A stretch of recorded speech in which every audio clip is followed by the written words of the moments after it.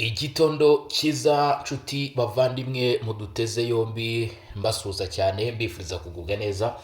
Turi ku itariki 17 turi mu kwezi kwa gatatu, koko turi mu 2026 kuri mikoro ni Bosco in Region Info. Tugarutse mu makuru ndetse n'ibiganiro. Nibyo koko uyu munsi harumvikana amasasu mu mujyi wa Goma uko bwije nuko bukeye. Ushatse wabivuga muri ubwo buryo kuko ab'ibitero bya drone biravugwamo, ab'imbunda zo mu bwoko bwa AK47 ziravugwamo, -1 PKM ndetse n'izindi zigiye zitandukanye zakomeje kugenda zivugwa ahangaha muri uyu mujyi wa Goma. Ifatwa ry'umujyi wa Goma riri kuvugwa byaba bisobanuye iki ku mujyi nka Goma umaze igihe kigera ku mwaka uri mu maboko y'umutwe twaje intwaro wa 23? Byaba bisobanuye se ko uyu mujyi ugiye gufatwa. Icyo ubutegetsi bwa leta ya Repubulika Iharanira Demokarasi ya Kongo buri kuvuga, ubwo ndavuga leta ya Kinshasa, ngira ngo mwabyumvishe ku munsi w'ejo Patrick Muyaya yagize ibyo atangaza, aho leta ya Kongo irimo irashinja u Rwanda kugira uruhare mu mfu z'abantu bagera kuri 600 baguye mu birombe by'amabuye y'agaciro bya Rubaya ahakorerwa ubucukuzi butemewe bw'amabuye y'agaciro, nk'uko uruhande rwa guverinoma ya Kinshasa rubivuga, rukavuga ko ibyo bikorwa byose bihabera bishyigikiye n'ingabo z'u Rwanda, bityo u Rwanda nirwo rukwiye kuba rwabazwa ibyo bibazo kuko rubiri inyuma. Ndagira nkubwire rero kuko kuri ubu ngubu ibintu byamaze kuba byahindura isura, niko njya mvuga, ariko ndagira nkusobanure rwose ko amazi atakiri yayindi, kubera ko umujyi wa Sake uri mu mazi abira. Iyi Sake ni ukuvuga ngo niwumva bavuze ifatwa rya Goma wumve ko Sake nyine irimo mazi abira, kubera ko ntabwo ushobora gufata umujyi nka Goma udafite Sake. Noneho kuri FARDC biragoranye cyane ko mu by'ukuri batunga iyi Goma kuri kwa FARDC badafite umujyi wa Goma, batunga iyi Goma badafite umujyi wa Sake, kubera yuko Sake nicyo gice n'ubundi cyaba gisokeramo izi ngabo mu kujya mu bice bigiye bitandukanye. Ni ukuvuga ngo mu gihe tubona ko Bukavu iri tombe kuri M23, tukabona ko Sake iri tombe kuri M23, uruhande rundi ruriho Gisenyi, urundi ruhande ruriho bice bigaruka kuri Rucuru na za Uganda hose, ndetse tunyarukira na za Rubero. Ibyo bice biratuma kugeza kuri ngubu kugira ngo igisirikare cya leta ya Kongo FARDC kizabashe kugira iki gufata uyu mujyi wa Goma, birabasaba kubanza kuba bafite Sake. Ubwo rero niba turi kumva ko kuri ubu ngubu Masisi uduce tumwe na tumwe twatangiye kugenda dukurwamo, mu kuri kwa nyako twavuga ko turi mu rugendo rugana ku ifatwa rya Sake, kurusha uko wasobanura ko ari mu rugendo rufata umujyi wa Goma. Icyakoza hari systeme nabonye mu by'ukuri ziri kugenda zikoreshwa, ndetse abantu ntibazikerense, kubera ko ibi ngibi haramutse habaye kubikerensa ku ruhande rw'inyeshyamba za 23 bashobora gushiduka mu by'ukuri bahuye n'ingorane, kuko nabo ni imwe muri systeme bakoresheje. Ndimo ndavuga ko ubu ngubu ibitero muri kumva, ibitero shuma byo kudurubanganya ndetse no gucangacanganya ibintu, ni ibitero bigize icyo bisobanuye kuri attaque militaire y'igisirikare cya leta Kongo, kubera yuko ibi biraza kuba amahirwe yo gucanganyikisha umutwe wa 23. Nibamara gucanganyikirwa nta kindi kintu kiza gukurikira bivuze ngo kugenzura cyangwa se kumanaginga situation y'urugamba biraza kubagora. Ubwo haramutse habaye amahirwe ko Sake biza kora kuyifata, ntago umujyi wa Goma wawe igihe kinini rwose ukiri mu maboko n'ibiganza bya M23. Ndakubwiza ukuri ko izi nyeshyamba zaba zamaze tayari gutakaza iki gice cy'umujyi wa Goma. Turaje tubigarukeho. Bamwe mu bayobozi bavuga ko baba barishwe bakicirwa mu mujyi wa Goma urabazi, abavuga se ko bafunzwe bo urabazi, ndetse ngo n'abari gukuramo mu by'ukuri akabo rwose, barimo baragenda bakuramo akabo cyangwa se ibyabo ngo mu gihe inzira zikigendwa, nabo ngo barahari rwose. Hanyuma rero ibyo byose tugiye kuba twabigarukaho, tugiye guca muri izo nguni zose zigiye zitandukanye, turebe iby'imirwano yakomeje kugenda ivugwa ku munsi w'ejo. Umunsi w'ejo tariki 16 wagiye gushira, harimo haravugwa imirwano muri Kivu y'Amajyepfo, dore ko byavugaga ko ahangaha hagaruka muri Kare ndetse na Kabare. Ubwo tunyarukira muri Kavumu centre, byavugaga ko ngo yaba yamaze gufatwa.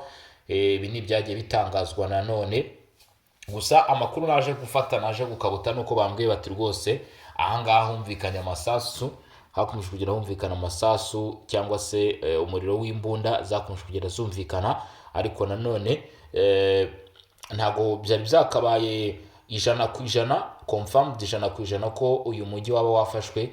Ibyo rero tukaba tuza gukomeza kugenda tubikurikirana 5 kwa 5, ahubwo tukaba tugiye kwerekeza hano muri Kivu y'Amajyaruguru tureba uko bihagaze ndetse nuko byifashe mu gihe imirwano cyangwa se imiripuko na za Nyamugigima bikomeje kurushaho kugenda byumvikana. Gatanga ku muntu utarakanda subscribe cyangwa se abone subscribe, ukanda kuri ako gabuto gatukura niko ukandaho. Iyo umaze kugakandaho nta kindi kintu kigomba gukurikira, unyarukira kukazogera naho ugakoraho, ubundi tukajya duhora tubana umunsi ku wundi. Ibitekerezo byanyu ndetse n'inyunganizi nabyo turabyakira muri comment. Si ibyo gusa, iyo bitabaye ibyo imitima ndetse n'abantu mudukurikirana cyangwa se mudakwema kutugaragariza ko mudukurikirana, reka mbabwire ko comment zanyu turazibona, ibitekerezo byanyu turabibona rwose. Ati ntabwo byoroshye pe. Uyu niwe bita ngo Nzamuye Celestin, tumusuza cyane mu by'ukuri, n'abandi bagiye batandukanye bakomeje kugenda nyine batugaragariza ko badukurikirana cyane. Haro bita Nsangira nabo Jean Paul ndetse n'abandi bagiye batandukanye, Sale Mileme, uyu nguyu ni umwe mu badukurikirana cyane, Innocent ndetse n'abandi bagiye batandukanye. Bose rero mudahwema kutugaragariza ko mudukurikirana, nagira ngo babwire ko ibitekerezo byanyu kabisa tugenda tubibona kandi tubyakira. Ni muri rwa rugendo kandi nanone dukomeje rwo kunyarukira no kuri Barore TV, tugakanda subscribe cyangwa se tukarusha kugenda tubana naho 5 kwa 5 uko bwije nuko bukeye. Ubundi rero ngiye kwinjira muri amakuru cyangwa se tugiye kwimatatura tudondosha kandi turi kumwe kuri izi mikoro, aho tubana amasaha 28 ku yandi. Abadukurikirana rero muri mu nguni zigiye zitandukanye, abo bwamaze gucya cyangwa se butaracya namwe, reka mbabwire nti reka dufate uyu mwanya ubundi twinjire mu makuru nta gutinda. Ati M23 iri mu mazi abira, ariko abayobozi bayo mbere na mbere nibo bari mu byago bikomeye cyane, cyangwa se nibo bazagura n'uruva gusenya, kubera ko uyu munsi bari on target cyangwa se bari mu gipimo. Ngira ngo murimo murabibona, nyuma yo kugerageza bigakunda, uyu munsi FARDC iracyumva ko bishoboka, bivuze ngo kwitangira biraza kugorana. Reka twinjire mu makuru yakomeje kugenda avugwa mu bice bimwe na bimwe, ariko duhere ku byatangajwe n'ubutegetsi bwa Repubulika Iharanira Demokarasi ya Kongo ahagana ku munsi w'ejo. Iki gihugu cya Leta ya Repubulika ya Demokarasi ya Kongo kiracyagira ibyo gishinja Leta y'u Rwanda, nyuma y'uko ari byo bashinjije u Rwanda, ibihano bigafatwa kugeza umunsi bikaba birimo biragira n'ingaruka zikomeye cyane, kugeza ku rwego u Rwanda rwavuze ko rushaka no guhagarika ubutumwa bwarwo bwo kubungabunga amahoro ndetse gukurikirana ibikorwa byo guhagarika inyeshyamba muri Mozambique. Ibi rero byateye impungenge zikomeye cyane nyine, kugeza ubwo bivuga ko Repubulika ya Demokarasi ya Kongo n'ubundi gikomeje urwo rugendo. Ubwo bivuze ko haza guca uwambaye. Rubaya, abantu barenga 600 ngo barapfuye mu minsi igera kuri 40. Guverinoma ya Repubulika ya Demokarasi ya Kongo ikaba yamaganye ibyo bikorwa byatumye habaho izo mfu z'abo baturage, kandi bavuga ko mu by'ukuri mo birakorwa na 23, umutwe ushinjwa gufashwa n'uruhande rw'u Rwanda, ari nayo mpamvu igisirikare cy'u Rwanda cyangwa se u Rwanda rurimo ruza muri iyo dosiye. Umuvugizi wa guverinoma ya Repubulika Iharanira Demokarasi ya Kongo, Bwana Patrick Muyaya, yamaganye yivuye inyuma intambara igamije gusahura umutungo kamere iri kubera mu gace ka Rubaya, aho ngo iyi ntambara avuga ko ashinja u Rwanda n'umutwe witwaje intwaro M23 kugira uruhare mu bucukuzi bw'amabuye y'agaciro bukorwa mu buryo bunyuranyije n'amategeko, kandi bukomeje guteza impfu z'abaturage benshi, aho imibare ivuga neza rwose ko abarejura 600 bamaze kwasiga ubuzima. Mu ijambo rye, Patrick Muyaya yavuze ko Rubaya, kamwe mu duce duherereye muri teritwari ya Masisi mu ntara y'Kivu y'Amajyaruguru, ari kamwe mu duce dukungahaye cyane ku mabuye y'agaciro, arimo azwi nka Kolta, ikoreshwa cyane mu gukora ibikoresho by'ikoranabuhanga birimo telefone na mudasobwa, telefone ngendanwa. Icyakora yavuze ko ibikorwa by'ubucukuzi biri kuhakorerwa ubu bikorwa mu kajagari kandi bidafite igenzura rya leta, kubera ko nyine ibi bice n'ubundi birimo biragenzurwa n'inyeshyamba. Ubwo urimo urabyumva ko nyine ubwo bucukuzi bwaho bw'amabuye y'agaciro nabwo bugenzurwa n'izi nyeshyamba. Abantu barenga 600 barapfuye mu minsi 40 nk'uko ubuyobozi bwa Repubulika Iharanira Demokarasi ya Kongo bubitangaza, ngo abagera kuri 600 bose bamaze gupfa mu gihe cy'iminsi 40 gusa muri Rubaya. Abo benshi ngo bapfuye bazize inkangu n'isenyuka ry'imisozi biterwa n'ubucukuzi bw'amabuye y'agaciro bukorwa nabi kandi budafite ingamba zo kurengera ubuzima bw'ababikora. No kuvuga nta bwishingizi, nta birinda abaturage. Ikindi ugomba kumenya, mu gihe hacukurwa ntabwo bareba ngo iki gice kiramutse gicukuwe iki gishobora kuba cyahanuka. Ni ugucukura nyine kizimbabwe, niko nabivuga. Patrick Moya yavuze ko ubucukuzi bukorwa nta mabwiriza cyangwa ibipimo by'umutekano byubahirijwe, bigatuma ubucukuzi n'abaturage batuye baba mu kaga gakomeye buri gihe. Yongeyeho ko ibikorwa nk'ibi ari byo byatumye habaho biza by'inkangu byahitanye abantu benshi cyane mu gihe gito cyane. Dore ko buriya abantu bazi ko ibi bikorwa mwumvishe ngo byahitanye abantu cyangwa se ngo ubutaka bwaratengutse cyane, abantu bagize ngo byahitanye bari bari mu birombe gusa cyangwa se abacukuraga mu y'agaciro gusa. Ntabwo ari abo bonyine, ahubwo hari n'abaturage bari bituriye aho ngaho hafi, bitewe n'ukuntu rero bagiye bacukura amabuye, ugasanga binjiye munsi, ugasanga hari ibice bacukuye byaje kubaho ko imvura igwa ubutaka buratenguka, rero butwarana n'inzu z'abaturage. Hari n'abo noneho byaje byirunda hejuru, ntabwo ari abo byatwaye inzu z'abaturage bonyine gusa, hari n'abo byaje byirunda hejuru. Bivuze ngo ni kwa kubura igenamigambi, poor management, bituma kugeza uyu munsi hakabaye n'abo baturage niyo byakaba bikorwa abaturage bakaba banimurwa, ariko ubutegetsi bwa Kinshasa buvuga ati abari kubikora bitaye ku bucukuzi bw'amabuye yabo, nta kindi kintu bitayeho. Ubuyobozi bwa leta ya Repubulika Iharanira Demokarasi ya Kongo ibyo byose bakaba babishinja M23 ndetse n'u Rwanda. Mu magambo akomeye, Patrick Moya yavuze ko umutwe wa M23 ufashwa n'u Rwanda ariwo ukomeje kugenzura igice cya Rubaya, bityo ukaba ari nawo uvugwaho guteza no kugenzura ubu bucukuzi butemewe n'amategeko. Ubucukuzi bushobora no kuba bwagira ingaruka zikomeye cyane zirenze n'ibyagaragaye cyangwa se n'ibyo twabonye. Yavuze ko iyi ari intambara y'ubusahuzi igamije gukura umutungo kamere wa Kongo mu buryo bunyuranyije n'amategeko, aho amabuye y'agaciro acukurwa ajyanwa ku masoko mpuzamahanga binyuze mu nzira zitemewe. Agize ati ibiri kubera i Rubaya ni urugero rw'intambara igamije gusahura umutungo kamere wa Kongo. Ubu bucukuzi bukorwa mu kajagari, bukomeje gutwara ubuzima bw'abantu benshi. Impungenge ku mibereho y'abaturage, Guverinoma ya Repubulika ya Demokarasi ya Kongo ivuga ko usibye impfu zikomeje kwiyongera, ubuzima bw'abaturage bo muri Rubaya bukomeje kujya mu kaga kubera imikorere mibi mu bucukuzi bw'amabuye y'agaciro. Abaturage benshi bakora ubucukuzi mu buryo bw'intoki mu birombe bitameze neza, bigatuma bagwa mu myobo cyangwa bagahitanwa n'inkangu ziterwa n'uko ubutaka bucukurwa nabi. Hari kandi impungenge ko umutungo kamere w'iki gihugu uri gusahurwa mu gihe abaturage baho bo bakomeje kubaho mu bukene n'umutekano muke. Guverinoma irasaba amahanga kugira icyo yakora. Mu gusoza ubutumwa bwe, Patrick Moya yasabye amahanga n'imiryango mpuzamahanga gukurikirana neza ibibera mu burasirazuba bw'igihugu no gufasha guhagarika ibikorwa by'ubucukuzi bw'amabuye y'agaciro bikorwa mu buryo butemewe. Guverinoma ya Kongo ivuga ko gukomeza kwigarurirwa cyangwa se kwigarura uduce dukungahaye ku mabuye y'agaciro n'imitwe yitwaje intwaro ari imwe mu mpamvu zikomeje guteza umutekano muke mu ntara za Kivu y'Amajyaruguru na Kivu y'Amajyepfo. Ibi bibaye mu gihe imirwano hagati y'ingabo za FARDC n'imitwe ya Wazalendo barwana na M23 ikomeje mu bice bitandukanye byo mu burasirazuba bwa Repubulika ya Demokarasi ya Kongo.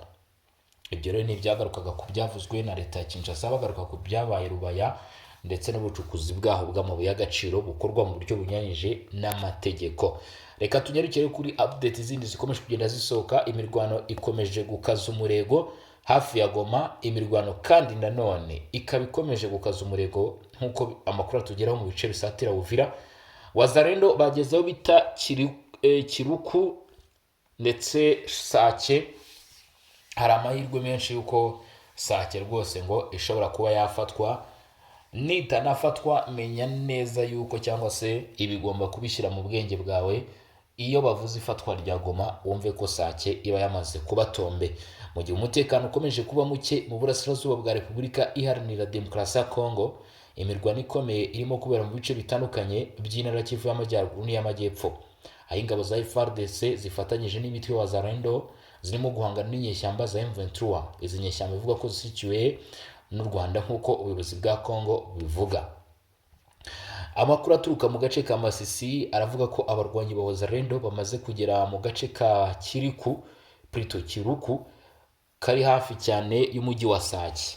Bivuze ngo nibyo nagiye mvuga, Sake irimo iragenda mu by'ukuri isatirirwa. Gusatirirwa rero ni amahirwe yo kuba Sake y'abatombe.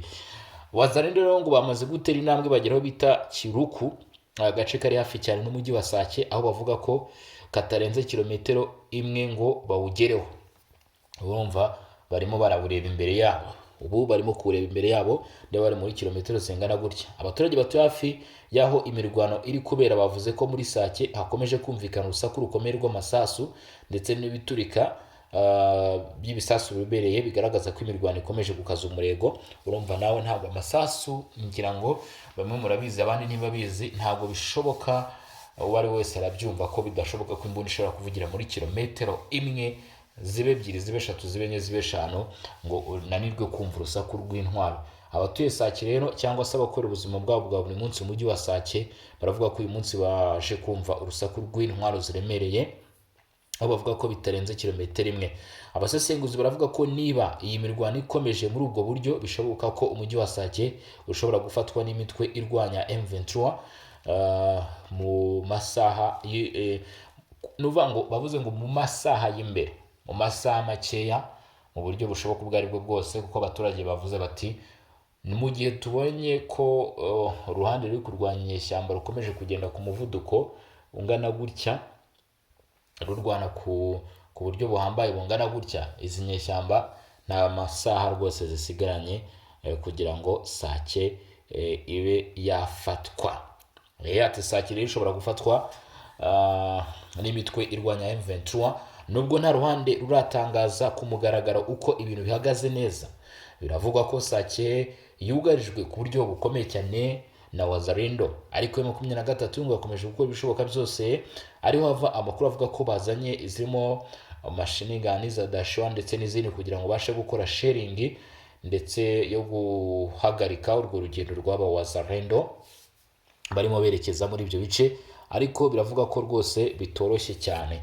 Reka tunyarukire nanone kuri amakuru arimo aratugeraho avuga ko Uvira nayo ngo M23 yongeye kuhasatira mu gihe imirwano ikomeje hafi ya Goma. Amakuru mashya aragaragaza ko umujyi wa Uvira mu ntara Kivu y'Amajyepfo mu by'ukuri M23 yongeye kuhategura ibitero. Ni amakuru ava mu nzego z'umutekano avuga ko ingabo z'u Rwanda zifatanyije n'inyeshyamba za M23 nk'uko zibishinjwa n'ubutegetsi bwa Kinshasa ngo bongeye gusatira ibice bigiye bitandukanye birimo ingabo za leta ya Kongo FARDC, aho bivugwa ko aho bita Kirungu n'agace na Kongo kaje kugeramo bamwe mu bagize izi nyeshyamba, ngo kandi akaba ari urugendo rw'amasaha ane kugira ngo ube wagera muri Uvira, ukaba wumva ko rwose ari hafi cyane. Biravuga ko uku gusatira ibi bice ndetse no gusubiza n'ibikorwa bigambiriye gusubiza inyuma FARDC byabaye nyuma y'ubuyobozi bw'ingabo bwafashe icyemezo cyo gukura ku murongo w'urugamba ingabo zizwi ku izina rya Hibu ndetse n'abarwanyi ba Wazalendo bari barashyizwe kuri uwo murongo. Icyo cyemezo ngo cyasize intege nkeya ku ngabo zisigaye, bituma izo nyeshyamba zibasha kubasatira hanyuma zibasubiza inyuma. Ahangaha Kirungo ngo hari hasanzwe hari icyo bita Wazalendo ikomeye cyane, ndetse hari n'abo bita Hibu Special Force, ngira ngo aba murabazi rwose n'abasirikare ba leta kumwe FARDC badasanzwe barindwa mubi. Aba rero ngo FARDC ubuyobozi bw'abambwa muri aka gace bakoze ikosa babasubiza inyuma ho gato, sumbaze ngo bari babajyanye he. M23 nayo itifatira amahirwe. Nk'ibyo byatumye hatangwa impuruza kuri Uvira ko ishobora kuba iri mu kaga mu gihe imirwano yakomeza kwegera uwo mujyi. Umuhanda Bukavu Uvira ngo babashe gufungwa mu rwego rwo kwirinda ko umutekano urusha kuzamba kugira ngo habungwabungwe ibikorwa bya gisirikare. Ingabo za FARDC bahise bafatanya na Wazalendo bafata icyemezo cyo guhagarika ingendo zose ku muhanda munini Route Nationale 5 huza Bukavu na Uvira. Izi ni ingamba zatangiye gushyirwa mu bikorwa guhera ku cyumweru tariki 15 Werurwe aho imodoka zitagikoresha uwo muhanda by'umwihariko mu gace ka Kasambura kari mu kibaya cya Ruzizi. Aha hamaze gufungwa, hamaze gushyirwaho rwose bariyeri. Abayobozi b'igisirikare bavuga ko iki cyemezo cyafashwe mu rwego rwo korohereza ibikorwa bya gisirikare no kwirinda ko abasivile bagwa mu mirwano iri kugenda yegera utu duce. Impungenge ku baturage bo muri utu duce twibasiwe n'imirwano, baravuga ko bafite impungenge nyinshi z'umutekano, cyane cyane ko amasasu n'ibisasu bikomeje kumvikana hafi y'aho batuye.